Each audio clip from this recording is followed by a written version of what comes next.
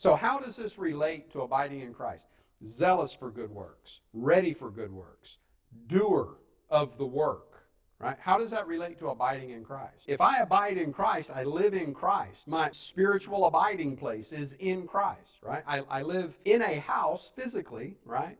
But my spiritual abode is in Christ. Right? So what's the evidence that that's where I live? Well, if somebody watched me, would there be evidence that I live at a specific address?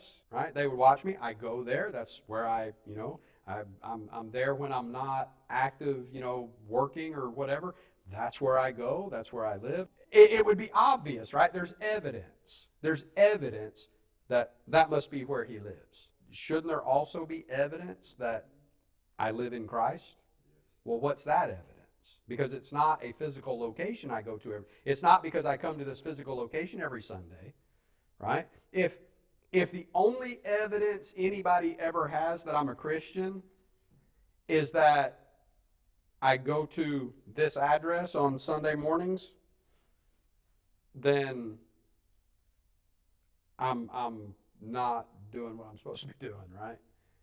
What's the evidence? Well, it's excitement about the good works of Christ.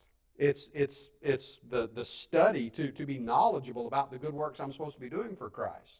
It's because I'm a doer of the things I know from the gospel, not just a hearer, right? A hearer only, and James gets into that, there in chapter 2. Show me your faith without your works. I will show you my faith by my works.